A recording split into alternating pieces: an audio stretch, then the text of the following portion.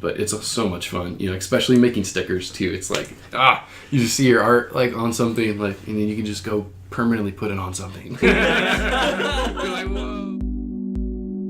Hello and welcome back to the Up and Coming Artist Podcast. I'm Christian, a photographer. And I'm Ben, an animator. Now, Christian, something has been brought to my attention by one of our former interviewees. Oh, what is it? It's that pretty much everyone we have on here is from Cal State Fullerton. I feel like I'm going to comment about this at some point. But yeah. This is true. It is true. It is true. But it's because I know really great people there. And so, as my segue into tonight's interviewee, there's a club of which I'm wearing the shirt for now.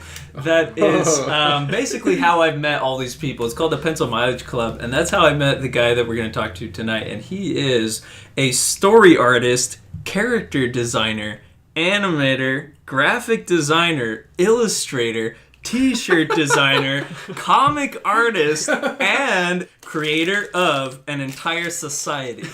A society? Yeah. The Café Sketchbook Society. Is he god of this society? It's a cult of somewhat. Yeah. And he is Jake Lemke. Welcome, Jake. Hello, thank you for having me. That's as much cheers as we have with this booming audience. Effects after. Before we start, I have to point out that he has a pencil topper of a sumo wrestler, which is amazing. I was gifted that by Vanessa, another Oh, Cal State nice. Fullerton. Yes, and Pencil Mileage Club officer. Before we get too on, though, to that, one thing I want to say is I think everybody at Cal State Fullerton in the art department knows Jake. Hey. It's just pretty cool. But not only do they know him, he's the one person, and I'm serious about this one person. Like, there's some people, like maybe me, people be like, oh, I kind of know that guy. But about Jake, everybody says, oh, he's my friend. And and I have to say that too. No, it's true. It really is. Like one of the best compliments I've ever gotten. That's like so awesome. Like that's great. Yeah, man. Like, Well, really you're cool. a great guy. Thanks, and man. that's why we're here to talk about your art. Yeah, you've been mentioned so many times. Yeah. That's funny. Oh my god. Hashtag Jake Lemke. All right, cool. Yeah. All right. Start popping up everywhere. So I laid out a few things that you've done in art. Do you want to tease that out for us and explain like what you do, what you like to do? I guess my like core foundation, like my little like motto or whatever, is to always like keep trying new things. So that's maybe why I like have done a lot of different things. Like your intro for me was amazing. Like I forgot about most of that stuff. I was like, oh yeah. So yeah, I always just try to keep busy and like I don't like staying stagnant, and I get bored easy. So That makes sense. Yeah, and I think that's in a lot of the things I talk about, they have elements of design, which is how you describe yourself online as a designer and story artist. But before we even get into that, let's take it all the way back to the beginning, which is like what inspired you to get into art in the first place. Interesting you say that, because like I was listening to one of your other podcasts. I think Joel was on here, and he was kind of mentioned you too. Yeah, I think Joel was talking about how we had met at OCC, and talked a little bit about that. So I think he touched a lot about our like origin story. It's very similar. We kind of just both were kind of into that video gamey kind of thing going on there. And I honestly was just following my footsteps from my older brother, who's an artist. He's actually a fine artist, went to art center, graduated, and went on to get his master's at Cal State LA. And he does a very like abstract kind of painting style, and like now he's moving into sculptures. So I kind of was like going down that route at first, which was kind of intimidating. I was never like I never really call myself a painter. It was like never grasped that as well. I really stuck to line. So when I got to OCC and started to like really get into those different classes, I took like this one class called like rapid illustration or something like that. And it basically just like touched a bunch of corners. And I think Joel talked about this class too in the podcast, but I think he was in the class, or Victor was, or vice versa, but we started taking classes together. And basically Victor kind of introduced me to some people from Cal State Fullerton, and I kind of just was picking schools at that time and deciding between like if I wanted to do the private school thing, Long Beach or Cal State. And I had like a talk with my older brother, and I kind of like asked him, and he kind of gave me some good advice. He was like, honestly, don't worry about the money. He's like, I'm, in debt from these schools, but like Art I don't. Center, He's like, I don't regret it. I learned a lot, and stuff like that. But he's like, if you go to Art Center or a place like that, they're gonna like push you. You're not gonna really need to like worry that you're gonna be kind of like a full workload. You're not gonna have to worry about that. There's gonna be connections and stuff like that where it's all gonna be happening. If you go to another school, you're really gonna have to push yourself and like, go for it. So I decided to like really go for it when I went to Cal State, because I was like, okay, I don't want to like spend all this money and like, I don't really know what I exactly want to do yet. So let me just go explore a little bit more at Cal State Fullerton. So that's why I like joined the clubs and like really put myself out there and was like, okay, if I'm going to do this, I'm going to do it right.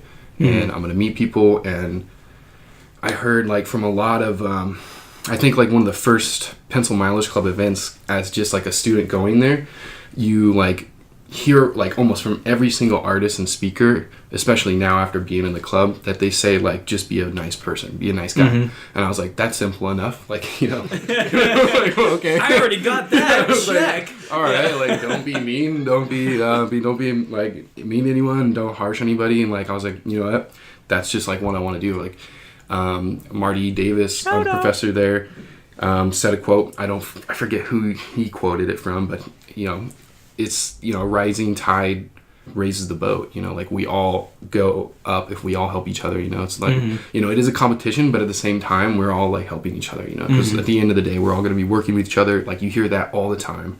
Very small industry, stuff like that. So you just don't want to burn bridges in life anyway. Why like step on people and stuff. So it was just like all common stuff. I was like, okay, like all right, like okay. But, I just try to, like, be really friendly, and, like, the club seemed like a really cool place to, like, really branch out and meet people, especially, like, going into a new school and, like, kind of picking a different path from, like, your friends from high school and stuff like that. Like, you're kind of, like, alone. You're like, okay, I don't really know anybody, Especially living in Huntington Beach at the time, where it was, like, the obvious choice was Long Beach. I was, like, 5 minutes away, So, and I had a couple friends that were at Long Beach, too. So I had, like, a tough decision there. I honestly just brought it down to the club, though. Like, again, like, I don't think Cal State Long Beach had something like at that time, or at least I wasn't aware of it. But I, like, went to one of the first meetings of the Pencil Mileage Club, and kind of, like, that's how I chose that school and, like, really got into art. And then, funny story of how I got into animation was I, like, signed up for a bunch of classes. So I was, like, a transfer student from OCC, got my associates. So I had, like, enough credits where I kind of like explored a little bit at OCC too, where I had like a little bit extra. So I kind of had to be careful. So when I went in, I remember like seeing one of the counselors a couple times, like a couple different counselors, like picking different, I think I saw Barbara and some different people. And then I met like with Chuck, and I could only meet with him, I think it was like on Friday. And I had Marty's class, an illustration class, like right after. And it was like the block illustration, like the foundation one. Yeah. Where you start moving up. And Chuck was talking to me. He was like, what do you want to do? Blah, blah, blah. And like kind of like looking at my stuff. And like I kind of told him like, I don't really know, blah, blah, blah. Cartoons kind of seem cool because, I went from the video game thing and like maybe. And he was like, okay, you're going to do storyboarding. And I was like, what? And he's like, you're going to be in my class. Like I have pre-production this time Fridays. Like, and I'm like, but I'm in Marty's class already. He's like, no, it's okay. We'll switch you. And I'm like, can you do that? And like at the time I didn't know he was like the head of the the animation department. So at the time he's just like, yeah, we know what? Actually, hang on one second. And he picks up his paper and he's like, follow me. So I like get my stuff and I walk over and we walk down the hallway and it's Marty's class and it's like just starting. We're actually kind of late because I'm in his, I'm talking to him. Yeah. So like people are starting to come in the class. And I'm holding his book in my hand. It's like this giant textbook. It's like $100. Something like that. It was like kind of expensive. And he's like, hey Marty, what's up? This is Jake. And he's like introduced me. I'm like, hey, how you doing? He's like, this is a great professor, Ben. And he's like, blah, blah, blah. And he's like, so he's in your class, but now he's gonna drop it and take my class. Like kind of like all smug, like and like just jokingly, but it was hilarious. Oh my gosh! People are looking like, what the heck? Yeah. Like, is this happening? Who is this guy? Who is this guy? Just trading this student off like that. So I was like, well, you already got the book, and he's like, you got the return policy, something, I don't know. And I was like, no, and he's like, I was like, does anyone want to like buy this book, or rent it from me, because you guys are gonna start the class? And I remember Marty just goes, no. you're going to want that book. You're going to take my class later. But yeah, that's how I started taking all the animation classes at Cal State Fullerton. Wow, that's amazing. Yeah. So pretty much what that means is if you had a counseling meeting with like anybody else, someone else, you probably would have gone into something else. I know. Chuck like brought me in there. Huh? So since then, like me and Chuck have always been like pretty cool with each other and stuff. That's why in the club he's always come to me and like we always have the events together and stuff. He's always been really helpful, in my career. He made me go to animation, so like, I gotta thank him, Dude, he nabbed you, dude. Well, that's awesome, man. So it was Chuck saying storyboarding. That's what got you to know about storyboarding? Had you heard about it before? Well, because like in the video game design, when I like was doing the video game design, I actually had written a couple stories, like premises. I was mainly like I didn't know at the time, but I was like really into world building and stuff. Like, you know what I'm saying? Just not so much like characters, but and not actually more of like the story along like how these worlds were working. And like at the time, I didn't really know what I was doing. I didn't really know how to put it together. So like whenever I tried to pitch it for like video games, it wasn't working. People were just like, "What the heck?" And then like even going back to just like a normal story, there was no like character development. So it was just like, well, this is how it worked, and this is like what the world would be, and like, well, what about the guy? Like, what's the main point? Like, we're building a universe. Like, there's nothing surrounding. Like, what is the point in it? Like, like the 12 base stories or whatever, like, or a basic story structure in there. It was just like building cool details. So he saw some of these stories that I had, and he was like, seems like, I think he knew that I was like into creating stories and stuff. So I think that's probably why he said storyboarding, and he does storyboarding too. So. Yeah, and I was about to say. And he tells everyone to do storyboarding. Yeah. But I honestly really liked it, and it fell into what I was trying to do. So I always found myself as like a designer. Now it's weird, like I switch back and forth, but it's hard to tell like what I don't know. Still to this day, like what what I prefer the most. I really like both. Because you're always trying new things. Yeah. So I just want to go back to you just. Now that we've kind of gotten to the point where like you got into college, you went into animation, now you had told us that when you had come into Fullerton, you were like, I had to push myself. Was that something that happened immediately, or was that like a process that like you started and you weren't sure what to expect, or were you just hitting the ground running the minute you got into college? Well, yeah, like I had taken, I was at OCC for a long time, and I didn't really join clubs or really get that social. So when I was at Fullerton, I think literally the first semester I was like, okay, no, like first day I'm gonna, I went to the club weeks. I went to the philosophy clubs and like the frats and like all the things. Like I wanted to do the real college experience, but like nothing really was like clicking, nothing really seemed cool besides like the art clubs and kind of like that scenario. The philosophy thing kind of looks kind of cool. I did that for a little bit, but it's like a lot of writing and reading. On top of, you were working all the time. Right. So I was like, maybe I should like go back to the art thing, and that's when I was like, oh, Pencil Mileage Club, like this thing was kind of cool. And when I went there, there was like a lot of people in the meeting. The first meetings, I was like, whoa, there's like a ton of people. And I think I saw Joel there, or like Victor or something, or like somebody, like a friend of a friend. So I was like, okay, this is where I'll like meet more people. Crazy. But yeah, so like you got in. And as far as the workload, was it something like because you just heard like you were doing extra work on top of your work, was it like easy and you were like, oh, I'm going to kick back at Fullerton, or did you feel like you were immediately like, oh, I'm going to push myself to be the best? It's honestly really weird because I just did it.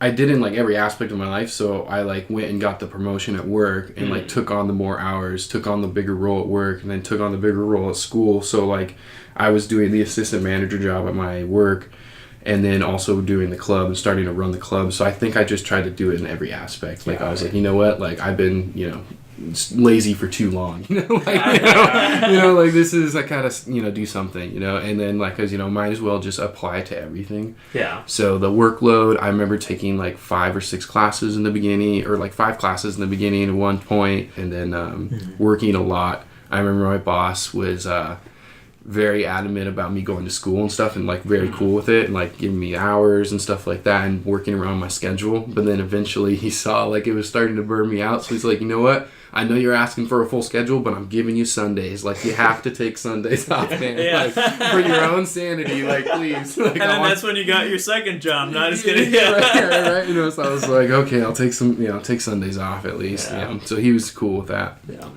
And that's awesome, man. And that is actually one thing I wanted to bring up is I always remember that about you in classes. I remember we'd be in storyboarding class, and you'd be doing your storyboards, but at the same time, you would do an illustration every day. Like a full illustration. It was beautiful. I mean, I think some of them are still on your Instagram. Yeah. And I was always sitting in the back right behind you, and I was just like, how is this guy doing all of this?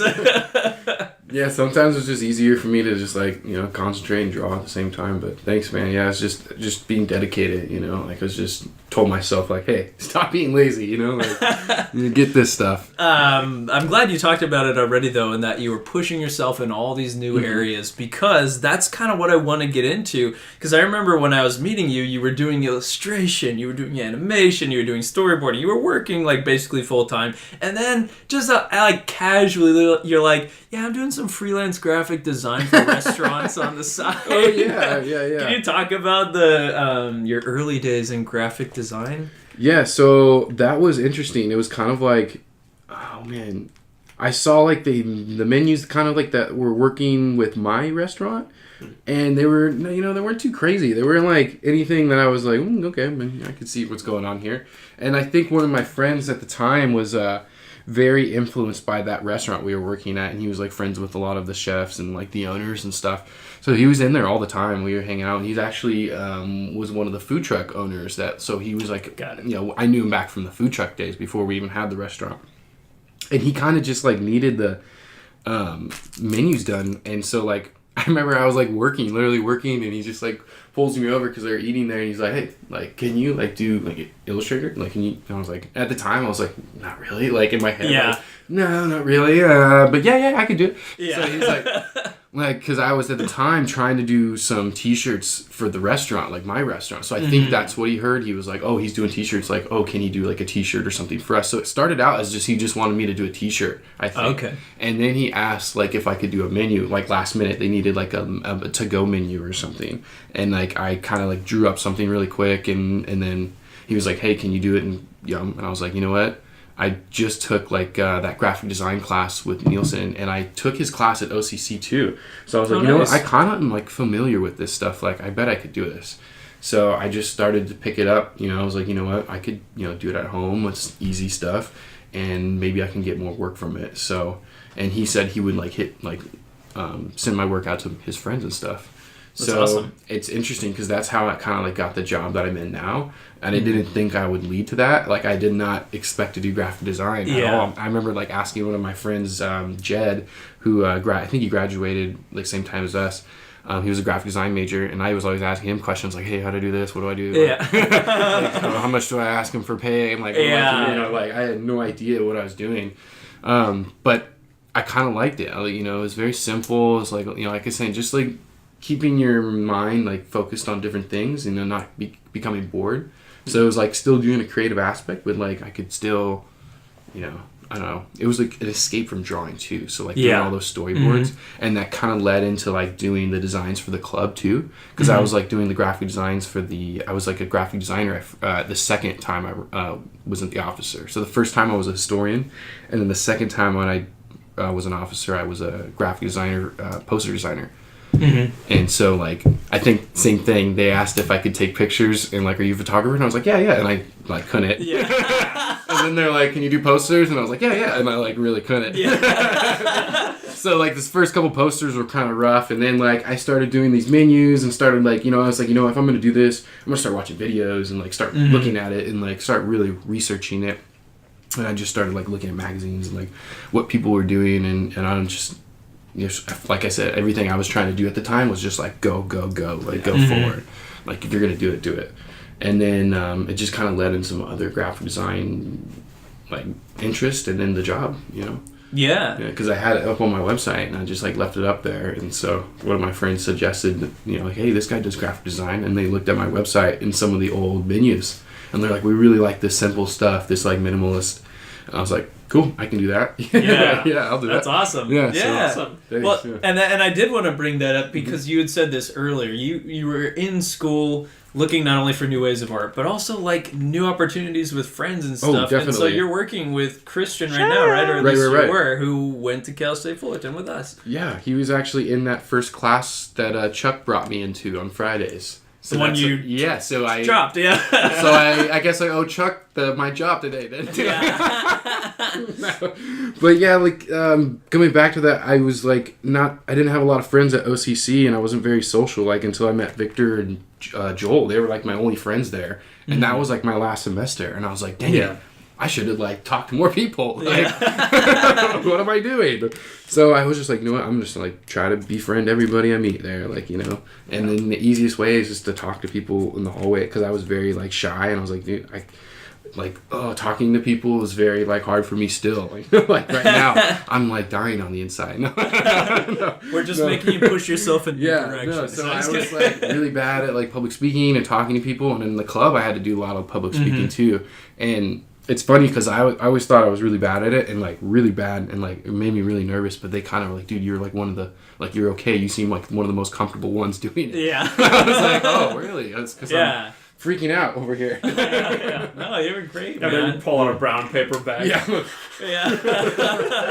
So I didn't want to get away from graphic design too quickly because, like you alluded to, that's where you're working now, doing graphic design. For someone who maybe doesn't know, we've talked about storyboarding on the podcast before, but we haven't really talked about graphic design. So kind of what is that? What do you do at your job? And maybe how that differentiates it from other kinds of work. So like I said, this is like my first graphic design job, kind of like, so I don't really know too many other graphic design jobs, but from what I've been like researching and stuff, I work basically with like a marketing team, and they kind of have products and agendas and stuff like that they give to me. So it's not so much always that it's the best design, that it's the most like consumer friendly or like sellable or like it's safe, so like that was like a learning curve for me, when I first got in there. So I thought it was like, oh, we're just gonna make logos and so it was a lot different than I thought.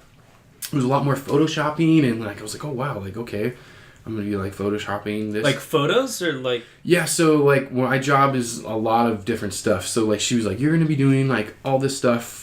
I was kind of like, okay, maybe they're just saying that at first, like, I'll, once or two projects. But I was like, okay, we're literally doing, like, different things. Like, we're making a video. I'm also doing some photo editing. I'm also making some flyers. I'm also doing some logo designs, business cards. Like, I've done, like, almost everything now there. Oh, my gosh. It's pretty crazy. And so I have a little experience. I just finished a magazine, a 20-page brochure that I designed, like, all myself and had, like, another person write all the copy for it with me. So we kind of, like, both designed it. And then, obviously, it went through multiple revisions and stuff, so it's not like my original final design, but I was the only designer that worked on it. Wow. So that was kind of like my first big project. Was kind of like a little nerve-wracking, but it was cool. And then like, so that will be in like Home Depots and stuff. Well, yeah, what's the content, if you don't mind? It's just like blinds and shade company. It's pretty basic stuff. Like I said, it's just like products, marketing, but they it's such a wide range of projects, so I know how to like do a brochure in it, and I'm learning InDesign because I was like, what, I'm gonna try it in InDesign. They didn't ask me to, which is kind of cool. There's not a lot of pressure to learn new programs, which is cool.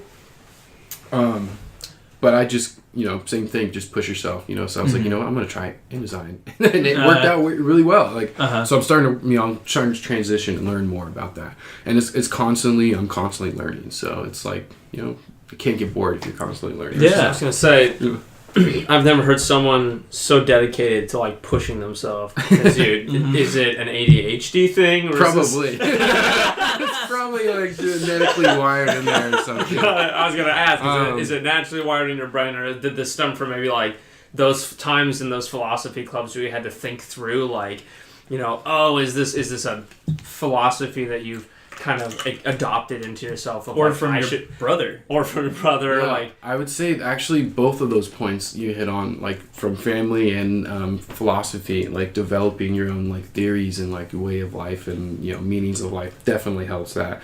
I strongly recommend everyone take philosophy courses if you can, if it's available to you. Just the basics to get you like thinking. You just, it was more of like an open debate class, it was very cool. But then like my father was always working like 14-hour days and pushing himself to, provide for us, single father kind of thing. So that was always like, oh wow, I need to like be like that. He was always working like, and I always thought that was like kind of crazy at first, but then like I realized like, oh, he's like doing that so we can have a better life, so he can have a better life.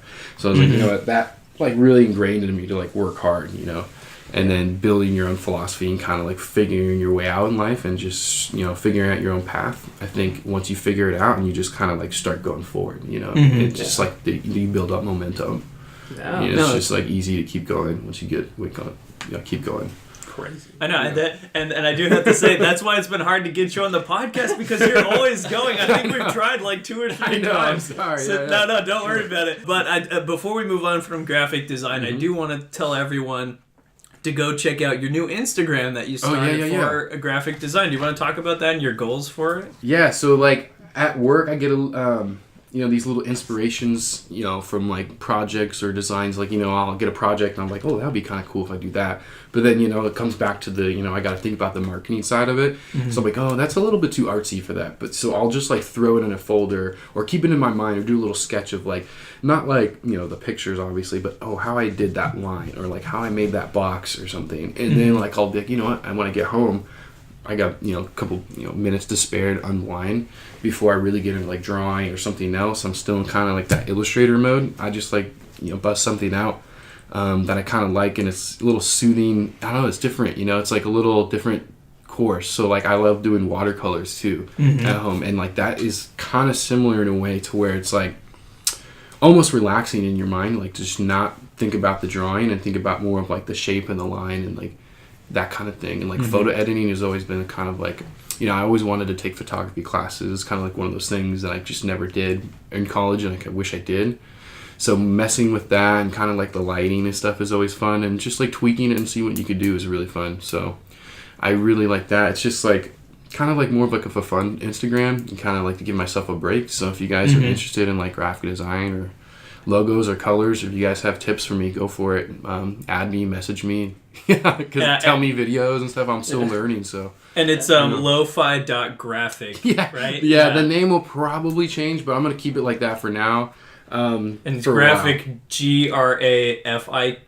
Yeah, so it's like lo-fi, so kind of like lo-fi hip-hop or like lo-fi music or something. I don't know, it's like, I'm trying to be hipster, man. I don't know. Yeah, Christian's over here nodding his head. That's what he's all about. Like, that's great. Man, I love the lo-fi. Lo-fi hip-hop's great when you're listening and trying to relax. So that's what I kind of like, I listen to a lot of that when I'm making art. So that's what I was kind of like leading it to. I was like, this is going to be calming, like graphic design stuff. You just like look at it. I think one of the ones I did was like a record, like records. So it's like, and then the graphic was just like a play on graphic. Like I was like, oh, I saw a lot of other graphic designers kind of messing with that. So, I was like, gotta be cool and trendy.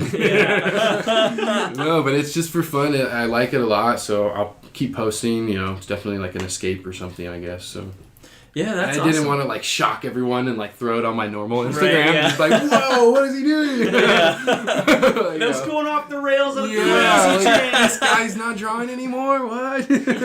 That's how I feel kind of like when I post a lot of character designs and like they're like, where's all the storyboards? Where's the stories? And I'm like, oh well, I'm too talented, people. It's hard to post these storyboards on Instagram. It is, and you know what? Since we're talking about it, let's get into that. So you've done a lot of storyboarding. That's how I knew you as a storyboard artist at Cal State Fullerton. So I mean, you've done like War of the Worlds boards. We were in the same class where you were doing that. You did different tests. You also did one. Loud House test. I think there was an old board, but it was for Harvey Beach. That one, I really liked that one. That was a good one with the bugs and all that. But what I want to get into was the Noir Cat, because you were working on that. That was a good one. Or Cat Noir, I think I said it wrong. The Cat Noir. Where did that come from, man? That was, honestly, that was like the second time I took Chuck's or maybe it was Wendy's. It was the second time I was taking the pre-production class. And so you just like more story development. So I was like, I don't know if I'm going to animate it. I'm just going to like do a storyboard. and I just was like really into like noirs at the time. I was actually taking like a film appreciation class like that semester or the semester before, and we kind of like touched on it, and so like the Bogart and Bogey and like stuff like that, and I was like, wow, these are like crazy characters, like such cool like mysterious things, and like I was like, and I was like watching, I think I was like kind of inspired by there was another artist, I forget her name, I think it's Mabel. I think her Instagram name is like Mobley or something. Oh, man. I know who you're talking about. So I think she made a film, and it was like a detective film, and I was watching these other kind of like short animations that were like very like gritty cities and like detectives, and I was like, man, I need to like do this noir. Like I'm like obsessing over this stuff. Like I need to make my own. So I was like, I just thought of like cats, and I was kind of like into the cat versus dog thing at the time. I kind of did those like character designs of cats versus dogs, like those warrior guys that I did. So I was like, oh, okay, so this cat's like chasing this dog or something. And like I was like trying to think of this story for a while. And then like I threw in like this mob boss guy. I don't know, it's just a lot of fun. But yeah, that's like something big old like frog like kingpin character. Yeah. It was like a big hippo guy and stuff. Like, That's definitely one I want to like touch on, that one, and the Harvey Beaks one, the bug story, because that's kind of like an original take on that. I really want to like flesh those out more and stuff. But yeah, storyboarding is really fun. I love telling those stories. Like it just like flows. You're just like, oh, keep going, like keep going with these thumbs, you know. Yeah. It's just the angles, you know, getting all the shots. You know? I'm like a little dyslexic, so it's like sometimes I'm like, where's the camera again? I'm like, where do I put it? But yeah, it's fun. It's challenging. So maybe that's why I do a lot more like character designs lately. You know, just I've been doing schoolism, watching schoolism videos and stuff. Bobby Chu, shout out. Yeah, right. Yeah, so like I've been messing around with those like character designs, and I started to watch the storyboard one, but man, like I just keep going back to character design. I don't know. It's just that design. I guess maybe I'm doing so much graphic design work, so lately it's just like going back to designs. But yeah, it's crazy. Yeah, no, that's awesome. Like, and that's actually something I wanted to get into too, because when I first met you, it was all storyboarding, and I think it was that. It was that semester though. It was kind of funny. The one while you're doing the Noir Cat and you're doing all these fun characters and stuff, and then you create this amazing frog. And everything like changed. Ribbit, like okay, Rabito! yeah, exactly. Rabito, the like samurai frog. Yeah. So why samurais? Like you got cat samurais and warriors and like frogs. Man, I'm just like Samurai Jack was like really big influence for me, and I was like just so stoked that Wendy and Chuck loved that, and like, they played that a lot and all those influences and that style. And I don't know, just like warriors and like. You know, I wasn't really into the big armor thing, so like doing cloth and stuff was kind of cool. So that's why I was kind of into it. But then like the frog was like one of the first ones I was messing around with armor, and like I was like, hey, what if I made his like antlers and stuff? So I don't know. And then that image just took off. You know, everyone liked that image so much. So I'm still waiting for my T-shirt of that. Everyone's like, make T-shirts and this. And I was like, I'll make put it on my business card maybe. So some people like it. So that was like became like a little icon for a while. I just threw it in classrooms and like just like, oh, is this my business card on the table? Just like I still have it tattooed on my arm. Shamelessly promoting myself. Anyways, this is what you got to do. I was watching I think I watched the documentary not too long before that. It was like through the gift shop maybe or something. There's something on Shepard Farley and his Obey symbol and how he just like repetitively like jammed that into people's minds, and I was like, hey. And now it's a massive brand. It's like I went around to CTN, people were like, oh, I know that frog guy. Like I've seen this frog guy. Yeah. Then I was like, well, they know the frog. Do they know me? Like, oh no, I made a mistake. I was like, dang it. No, that's awesome, man. And that's actually something I wanted to get into for people listening who are, maybe looking at getting into character design. I noticed on there, particularly with this character, you have turnarounds, and you also have a young version and an old version. So are those important to have in a character design portfolio? I mean, there was like a lot of exploration and like, honestly, those kind of stemmed from, being self-critical, and you have to like really look at your design and be like, okay, is this going to work for an animation purpose? Honestly, the Rabito drawing is a very illustrated drawing. There's a lot of lines and a lot of, things working in there that would not work as like an animation piece. So it kind of stemmed from that. It was like, okay, I need to simplify this guy. I'm already simplifying them. And then like, yeah, I had just like a crazy thought, like what if I did like an old version, young version, in kind, you know, like shows do that a lot, and like flashbacks, or like maybe they just like the producers want a young version, you know, because I was messing with the time of like, you know, when they say there's age groups your show is going to be aimed for, you know, so I was like, okay, maybe that's important to touch on in a portfolio. I'm not sure. And like, you know, I got some good feedback, people saying they kind of like that. And I think mainly it's just the exploration of the one character is what people kind of like the most. Yeah. And just showing that like, hey, I'm like really working this out, like thinking about it a lot. You know, I don't think it's so much as like, wow, you drew as like an old guy. That's like, I've never seen that. But like wow, you were like really knowing the person. Because I think one of the first like portfolio reviews or reviews I had, and I showed that frog, they asked me like, what's his name? And I was like, I don't know. Like, what? Yeah, and they were just like, what, man? Like, come on. And like, I had the whole story, but I kind of just blanked. I really didn't know like the name. And I did have a lot of story for him, but I just was like, you know what? I never was set on a name yet. And you know, and that really like was like, okay, I really need to start thinking more about these characters, just if like for the producer standpoint, not so much maybe as like an artist standpoint. Like, don't get so much focus, like, you know, you obviously need to work on your drawings too. Everyone work on your drawings, but like you need to work on the story too, and then that will lead to your drawings, like drawing like different props or different world building and stuff.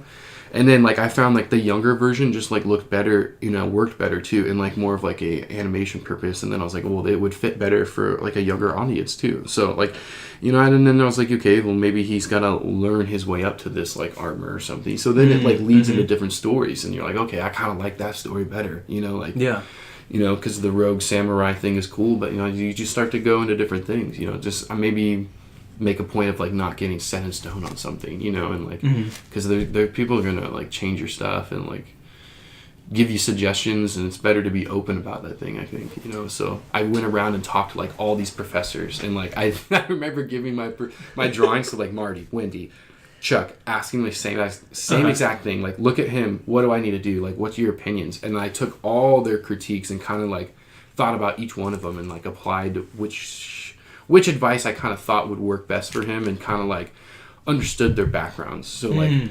Marty was telling me, you know, like think about how he would stand, like if his chest, you know, like is he like he thinks he's a tough guy? Is he going to be like a frog and kind of like hold his chest out a little bit? Because he's got this cool little box chest, you know, like maybe messing around with this. And is it a box so that when he turns it, it's always going to be a box? And he made me start thinking about that kind of thing. Chuck kind of made me think about like making him more like a frog in the sense of the story, like his feet and his legs, making him longer, because I had him really short at first, and kind of just like helped me a little bit more with the story development. Like I remember he was just like, who is he? Like what does he do? And like just those basic questions, like you need to answer for yourself. I think Wendy helped me with like a lot of the expressions, like the face and the turns and the how I would do it in like a portfolio. She really helped with.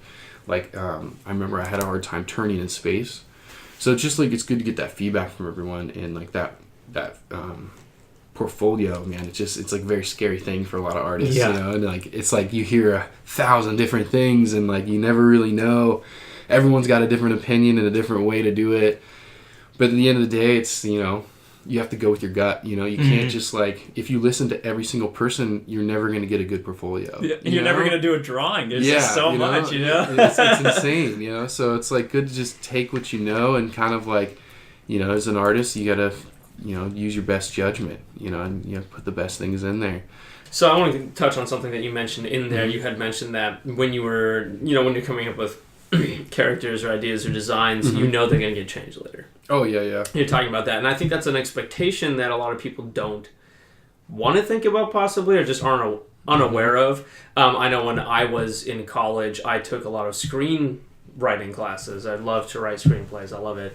But our professor drilled in us that we all need to be aware that this work can and will be taken away from us by someone who buys it off us or whatever, and that we have to let that go. So like how do you feel about that, just that whole concept, and like do you feel like people need to be more aware of that? Oh yeah, definitely. I would say I actually took a screenwriting class too, and I would say it's very important as animator or like anyone dealing with story. Oh, it's so good, so great.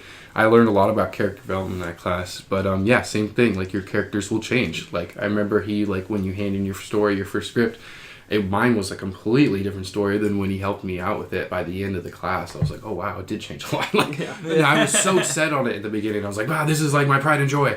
Yeah. And I think that's a lot of artists have the same issue. It's like, man, this is like the best thing I've ever done. And they're so pumped on it. And when you hear that, like, well, it's just like, no way. Like denial at first. Don't touch my child. And then so it could, you react kind of like, oh man. So like, especially in the new graphic design job I'm in, at first I was like, whoa, what? No. Like, you want me to do what? This is perfect. Like, no. But so it's just that everyone's going to have a problem with that, I think. You just got to. And everyone tells you too. It's like one of those things everyone tells you, like, you're gonna throw it in the trash, or they're gonna like make you redo it. Mm-hmm. So like I think one of the better things is just like to maybe that helped me like at work, get a folder, throw it in the folder, or like if that's not the best drawing, like you gotta realize like you're gonna have thousands of more drawings, and like go and like another thing, you can go look at a drawing like a month ago. And then you'd be like, well, that's not as good as I thought it was. Yeah. So that's going to be the same thing with the drawing like you have right now. You're going to look at it like a month later and be like, why was I so attached to that? Yeah. So I think it's like a mental block, very like going back to the philosophy thing, like just get your path, kind of like focus. Yeah. Stay determined. So do you have any advice for people of like how to get out of that mindset? Man, that's tough. Like you just got to expect that. Maybe like try to make copies, or like I try to like, if it's a traditional work, it's kind of tough, I guess, but like just I don't know, it's just I was always used to. I remember taking a class with Lawrence, and it was a watercolor class. Lawrence. And he would like throw your drawings, you would oh, you're done, like start over. And like if you kind of tried to sneak it, like, oh yeah, threw it out, and you kept doing it, he would tell, and he'd be like, okay, you can't turn it in. So that kind of like drilled into me, like, okay, like I need to like really make things like perfection. And things are going to be, not perfect. And I think that's a good point. And I think, like you were saying at the beginning, like you've been saying throughout, like you just keep moving forward. Like there's, I mean, quote Edna Mode here, never look back, darling. It distracts from the now. Oh, my God. That's so perfect. That is so perfect. That's probably Brad Bird when he was in art school, Yeah, So, I can't even, that's so perfect. So this is a devil's advocate question. And that is, what do you feel about posting?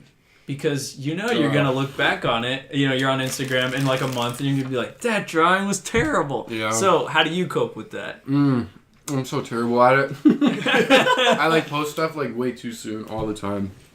I get like Yancey where I'm like, if I'm drawing something cool, I'm like, wow, I really want to show people. Like, I'm like in my room, like by myself. I'm like, there's no one to like, look, come here, look at this. Mom, come here. Like, she's like, wow, honey, it's good. I was like, well, give me some feedback. So like, I don't know, it's tough, and it's tough to post every day, man. Like now I'm in a rut where I haven't posted so much. I haven't posted in a while, but I have drawings. I've been drawing. It's just like, since I haven't posted in a while, I'm like, oh man, it's gotta be good. Gotta be good. Yeah. But honestly, it's like it's honestly how you treat it too, I feel like. Mm-hmm. So I've heard a lot of different things, and before a certain interview I had, I would always treat it like a sketchbook, and just kind of like post like everything, sketches, like Café Sketch Group meetups, and like different stuff, and like. If I was doing graphic design, I wasn't at the time, but like for instance, if I was doing that now, I would post it on the same one and just like post everything, personal stuff. Yeah. And then I went into an interview one time. She had it on the desktop, and it was like my Instagram up there. And I had some, nothing bad, but like there were some like goofy posts up there. I think one of them was like, I think I still left it. It was like me standing in, an empty auditorium, kind of just saying like a math lecture or something. Yeah, I think that one's still there. Yeah. I love that one. She like almost clicked on that one, and I was like, that probably isn't the best for an interview. Maybe it is. Maybe she would laugh. I don't know. But yeah. So she's going through and she's kind of like looking at all these sketches, and I'm like, wow, I did not really think that they would go through that like that. Like she went down far, like past like years and years and years. So I was like, wow, I really gotta be careful with what I post, and kind of like, they say like you're only as good as your worst drawing or something like that. I was like, well, there's a lot of bad drawings up there. I'm like, dang. Like, you make your portfolio all really nice, and then they're looking at that, and it's kind of like, what did I do here? What did I do wrong? Mm-hmm. So after I was like, okay, I'm going to treat it like a portfolio. Took off all my like bad drawings that I thought were bad. A lot of less sketchy, work in progress kind of things. Like, so if one post was a drawing, but it took up like 5 posts, I like trimmed it down to that finished drawing, you know, stuff like that. Started to take more of that in progress stuff to my stories and stuff like that, you know. Like, I think that's a good way to do it. Maybe that's kind of like how I'm balancing it now. Is that so I'm not so much as posting as much as I used to, like maybe not every day, because I'm treating it more of like a portfolio. And I'm posting more on the story, like maybe work in progresses, and just to keep people in the loop, like, hey, I'm not dead, I'm here, I'm drawing. I'm like, what's up? So, but I think I'm gonna start posting more. You know, see, it's the catch-22. I think I'm gonna start posting more of like the comic stuff. You know, I see that a lot. You know, everyone doing that just to keep more active with it, just to you know, get the fan base something. Not so much to gain followers, but I feel like I owe them something now. It's like, wow, I have like a couple hundred. Like, maybe I should, you know, like say something once in a while, like a hello, like, hello out there. Thank you for your support. In the ether, So I feel like I should give back. I'm like, wow, I haven't posted anything. These guys are following me. So there is that pressure, but at the same time, it's like, just make sure you're healthy at the end of the day. Like, I think mental health and like physical health is very important. I think a lot of artists like really push themselves and overthink everything. As artists, we tend to do overthink things. Is like what we're supposed to do. We're supposed to overthink our drawings and criticize ourselves and think about every angle, thinking about everything. So it's very understandable for artists to get overwhelmed and stressed out, especially nowadays with everything.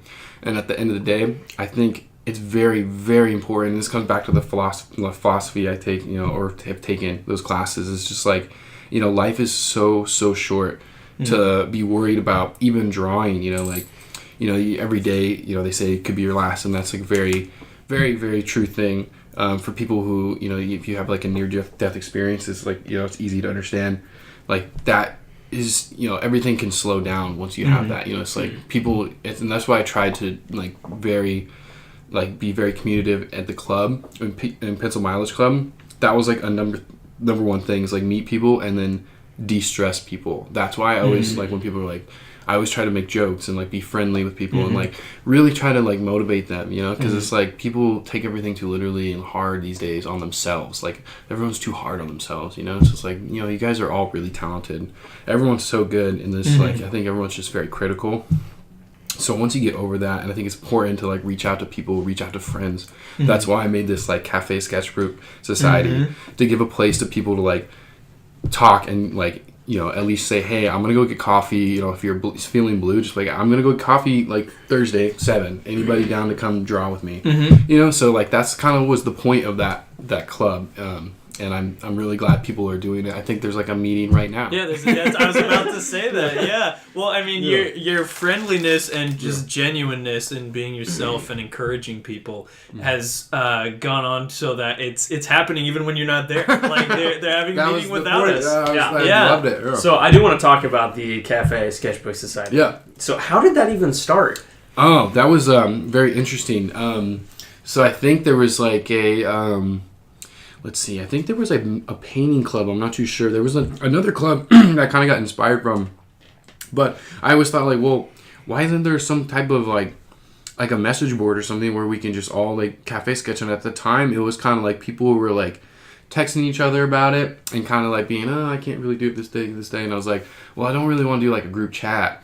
And I was like, you know what, like let's make a club or something. Like, let me just make a Facebook page really quick. And like, I asked Vanessa at the time. She kind of like was like a co-founder, kind of like creator. She was just like, yeah, shout you should. Out. Yeah, shout out. Yeah, put her Instagram in here too. Like, yes, there she is. Her art is awesome. But yes. So she was like sitting next to me in class, and we're like, she was like, yeah, I would go to that. I would do that. Like, let's do this. So I was like, you know what, would you, I'm going to make a first meeting or whatever. You guys want to go? And like, you know, obviously Victor, she was dating Victor at the time. And she's like, yeah, me and Victor will go. And I was like, let's do this. So I kind of was like, you know what, this could be like a thing where like, maybe at the time, like it was like, I was trying to get people to be not so shy and encourage people to talk, like that was another thing. Like people are very down on themselves and people are very introverted like I was. And I was like, okay, like if I'm going to be very proactive about me meeting people, I should like help other people do the same thing. Like I know it was super hard for me to do it and I got over it, but some people need that push. So I was like, if I can do a club where we can, it's like a message where people be like feel safe to like, oh yeah, I'm going to go like, draw with these people, So that was like the point of it. And like I just kind of wanted to do something, give something to the leave something there, like, hey, this is for like us, kind of thing, like to give back. Like I was in the club and I was like, I feel like I could do a little bit more, just like on a little bit more personal level for people. Yeah, no, I think that's awesome. Like and I did want to get right into that because we were talking about those drawings that aren't necessarily perfect. I mean, that's pretty much what cafe sketching is. You're just out in public drawing people who are around you or drawing things or whatever you want to draw, and that's awesome. Yeah, and we usually like talk most of the time. Sometimes we don't even like. There's been ones where I didn't even draw. I was just too busy talking, or I think there's been times where me and you have gone and we barely had 5 minutes to talk to each other because there were so many people. And we were sitting right next to each other. Yeah. So I honestly, but that's great about it. I really like that about that. It's not at all like, oh man, we should be drawing. It's like, that's great. That was the point, that we were talking to each other. I didn't want everyone to just be in their notebooks, like noses down. So that's perfect. And I think it's great. So like people out there who haven't gone yet or kind of, thinking about it, like come out is more of like a friendly social thing. We won't bite your head off. We'll, everyone usually introduces their names and it's very fun. It's very cool. We just draw. And like you got to get those bad drawings out, So gesture drawing and life drawing is super cool. And if you have any questions, we're all okay at it. And sometimes there's people there that you just like have extra supplies too. So if you feel like you're not prepared, like come by. We have stuff. We got books. We got pencils. Yeah, that's awesome, man. Yeah, and so how can people get involved? Like, where is that message board? We do have a Facebook group, and that's probably the best way. It's like a Facebook group, and then there's like another like social group that if you follow and like, you'll get more of like the notifications, I believe. And we also have an Instagram, but to get the more like end dates where you can post and like other people can post, it's the Facebook. I know it's old people stuff, but I haven't figured out a way to make it work yet on Instagram. And I'm not too like social savvy or technology savvy. I don't know the cool apps out there. As if you didn't have enough going on. I'm gonna get some messages right now like, you should use this app. I'm like, oh cool. So maybe we'll evolve. We don't know. After this podcast, maybe it evolves into a cool app that can do all this cool stuff. But yeah, for right now, just you can look at my Instagram or find the link through there, but Café Sketchbook Society should have like a link on the Instagram and Facebook and stuff like that. Yeah, that's awesome, man. And that is a perfect transition into now the future of Jake Lemke's art, which we have to say right now. Well, okay, hold on. Before I say this podcast is going to come out after this event, so I apologize. But for us recording right now, you have a major event coming up that you're tabling at, so can you tell us about that? Yeah. So it's a pop show, so I actually applied to do the Ground Zero Animation Expo. Ooh, shout out. So it was super cool, fun show. Really like it. A lot of big names, a lot of up-and-coming artists are there, like Steven Silver, one of the up-and-coming, or the bigger names that are there, and then like I think some of the Cal State Fullerton alumni were there last year, right? Like Janet was there. Like their first, Janet, Jordan. and Jordan. So there's like some of their first time tabling at big events like that. So it's a very cool event to go meet some new artists and like old. So I was, obviously I wanted to do it. I was like, yes, I want to do this. I'm ready. And they said like so many people applied that they are doing a pop show in February. Like they couldn't get everyone in. It's totally cool. So I was like, they asked if I wanted to do that. I said, yeah, of course, sign me up right now. Yeah. Yes. So yeah, it's just I think it's just kind of be similar format, same place, I believe. Same location. So it's like the Girls and Boys Club of Stanton. Yep. Yeah, if they do the Ground Zero there, it should be the same place. It should be fun. It's free parking, free admission. I think it's from 3 to 7. And I'll have cool new stickers there. I'm like making a bunch of new art. I have this like secret zine I'm making. Oh, you heard it here first. Except you'll have already bought it by the time you'll like see the post. People will be like, "Wait, why didn't I buy find that while I was there. Yeah, so I'm like working on like I'm very super ambitious of me to like say all these things that I want to do for it. So we'll see how many I actually get done in time. But I'm gonna be doing watercolor commissions there. I have like awesome. Like I remember that was like a big thing at TitanCon. So it's just like fun. I can't wait to do it. It's just like not even so much as just like a professional kind of like art step, but like I just like tabling. It was so much fun at TitanCon, like meeting people and like you're like, oh my god, this is like a fan. Like I have a fan. Like what? Like no those way. 700 Like you actually want to buy one of my art like pieces? Like no way. Like this is crazy. Like it still blows my mind. Like to this day, like people are like willing to give me money for my art. I'm like, this is nuts. Like I dreamed about this as a kid. Like there's no way like this is happening right now. Yeah.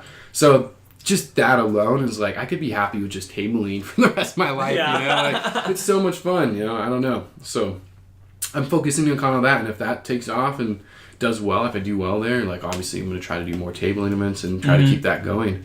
Yeah. In the meantime, while I'm doing this graphic design job and obviously looking for studio jobs, but it's so much fun, especially making stickers too. It's like, you just see your art like on something like, and then you can just go permanently put it on something. You're like, whoa. That tattoo on my arm still, no way. Well, no, and that's actually something I wanted to bring up is, this is a two-part question. We can break it up. I'll ask it now, but I can ask it again later because it gets lost in there. So the first one is, what does an artist need to do in order to table or vend at an event? I would make like a list of where you're going to go, kind of like obviously different tabling events too. And there's a lot more local events than like Santa Ana art walks and smaller events that can get your foot in the door. Because honestly, a lot of these bigger ones will ask for some experience if you have any. So my suggestion is go to those little art walks. Go to like these tinier ones that you may not think are that cool or you may not sell as much, but you could put that on your resume or you could put that on your history or experience, and that gives you that little foot in the door. That's my first suggestion. As far as like actually tabling and preparing your art, everyone goes to art shows as just go there and survey the competition, if you will, quote, and, just kind of see what's trending. Enamel pins were like really big. They're still kind of big, but they were really big like maybe a year ago. I think. And started to move to stickers, I think, a little bit, and now probably stickers are out, and like zines are starting to get really big. Yeah, so like you can see these trends, and like I would just try to hit your corners, and like honestly, from a marketing or salesman standpoint, like you're an you're an artist, but you got to sell your art. You got to be the salesman. You got to be the owner of the business. If you will. So you just think of it as that. Like this is a business. You're selling your art. As far as pricing, there, I always tend to underprice myself. But don't be shy and like look at what other people are doing. And again, goes back to the trends. So I tend to be making my prints a little bit smaller. Just because I tend to see that more. Like I can see right behind you, got a lot of small prints right now. And so, one of yours. So I see like, you just got to pick those kind of things. And it's like, so this year, I can say it, I guess there's another secret project I'm working on is I'm doing bookmarks. Oh, so nice. I was thinking, okay, like my thoughts on this were like the prints were cool, but like who's going to really, I have tons of prints in my house too that are just stacking up. Like I'm not framing them. I'm not really like, I'm not, this is DIY. I'm not like making a big board of them, a collage or anything. But so I was like, I want to make something a little bit more durable and like usable, like a sticker is. So like a lot of, like, so I tend to go back to the stickers. It's like you can use it and multiple people, even people who are like not really even big fans of whatever you made that sticker of or like the art. Everyone likes stickers, Like, come on. They're fun. You give them to little kids, like you don't even know, and they're just like, you give a kid a little print, he's gonna be like, what? Like, you give him a sticker, they go crazy. Like, oh yeah. So I was like, okay, I'm gonna make more little like tangible things. So like the bookmark was like an alternative for the print. I was like, how can I make a print? Like, I still want to make prints, but like, okay, well if I just make it into a bookmark, at least it still counts as both. Like you don't have to make it as a bookmark, you don't have to use it as a print. It could be both. So I was like, all right, I'm just going to use heavier paper, make those out, and then obviously do the other corners of the zines, the watercolors, and all that.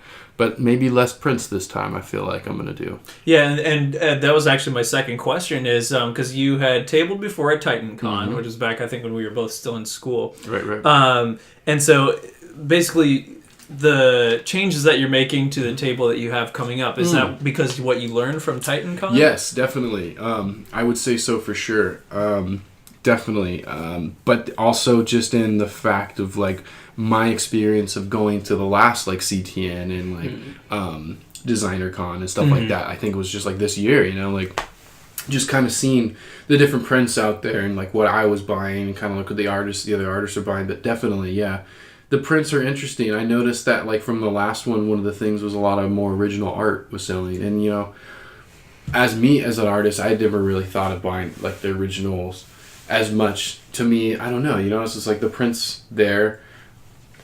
I'm not going to spend that money unless I'm like, that's like my favorite artist of the year. Right. Right? You know, like doing my favorite piece of the year that they just did today or something. So like the original's cool, but like I feel like you got to have maybe like a collection of their prints or something, you know, like it's like a, you know, almost like collector item. That's how I feel of it, you know, a collector item. So I was kind of surprised of how many people were more interested in those original watercolors than the prints. Because I always thought of it as a collector kind of a thing. Like you either really like this guy or you're really into this subject matter or something like that, you know. Like I got an original Squirtle, like I love Squirtles, so I had this artist do an original piece. That's where I think of kind of originals, because that's why I was really surprised. So I was like, okay, I'm going to do more original art this year. That's awesome, man. So you it's definitely, you learn things. So it's just experience. So that's why I suggest like you go out and do the little ones too. You'll learn stuff, definitely stuff from those ones too.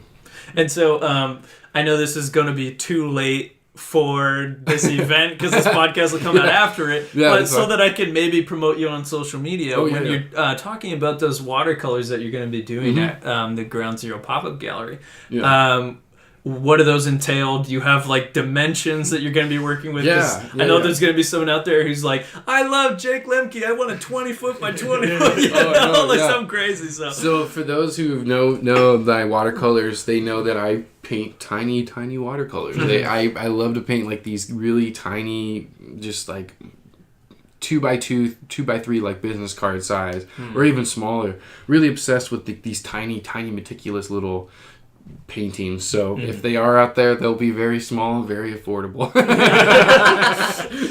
and not too time consuming, so you can do a lot of them, right? So that's why at the convention I was like even at TitanCon I had a couple of canvases and I was just, you know, okay, I could do one. I think I did a commission there. It was just enough time on those little canvases to make a nice little drawing, you know, and put something together. So that is like another kind of like escape from the other drawings, you know.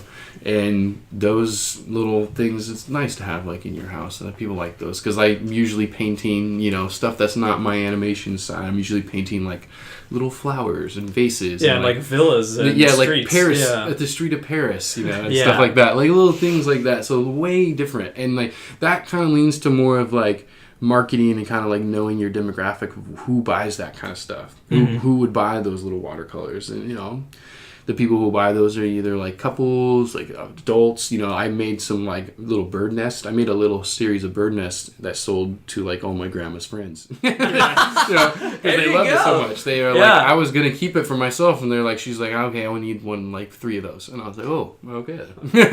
So like I noticed like that kind of stuff tend to be more to that side, and so like you know, I make those every once in a while just to like tend to that audience, I guess. You know. Yeah, that's awesome, man.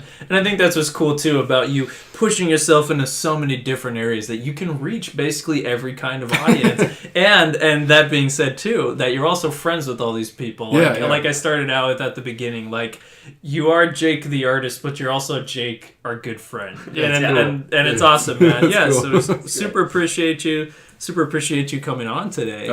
Thank you for having me. And before we sign you off, if you have like one sentence advice to give to young artists maybe who are about to go into college or unsure to go to college or whatever, what's your one advice about like going into art?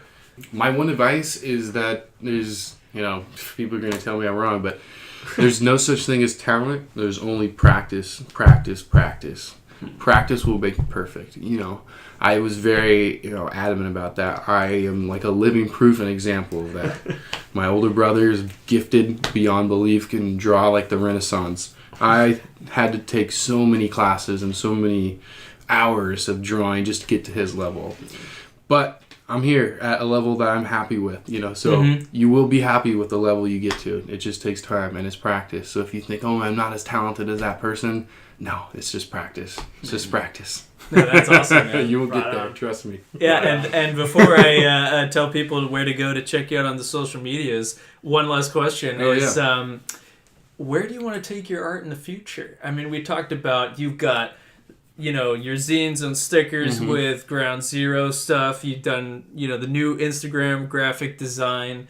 Obviously, you've got amazing storyboards and amazing character designs, which is primarily how I know you. But, as you're always pushing yourself into new fields, where do you want to take yourself in the future? Well, eventually this new secret zine that I'm doing is kind of be the answer to my little graphic design, I guess you could say need, my little itch, my graphic design itch.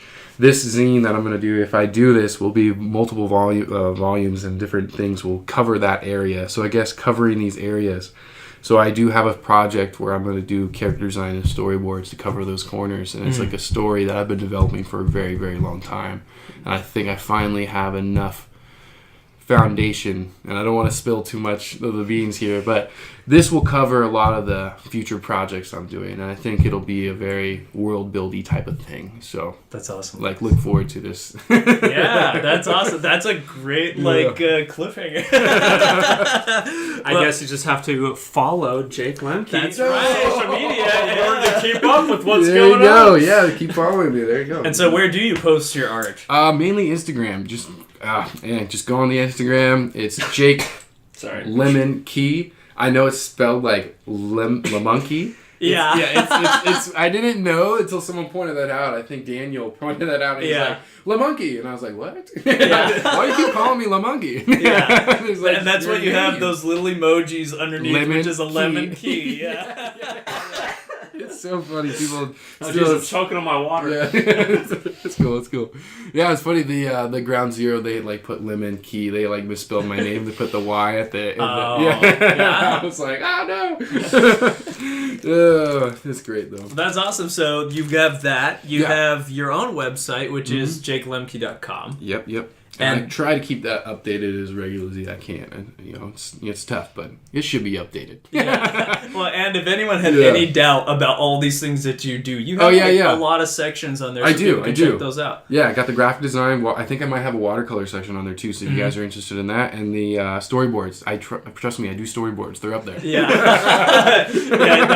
That little plug was for Chuck and Wendy. No, I still do it. Yeah, they're up there. Yeah. And we already said it. Lo-fi.graphic. Yes. For your graphic design Instagram, and then Café Sketchbook Society for Instagram, and then Facebook for all of that. Yeah. Please come out and sketch. It's a lot of fun. It's great. I might try to swing by there now. Yes, I know. We're keeping you now. No, not even. This is fun. But seriously, I've wanted to get Jake on since this podcast began. I'm so glad that I was able to. So thanks, man, for coming on. Thank you guys for having me. Yeah. All right. We done. And until next time, keep on doing it. Yeah.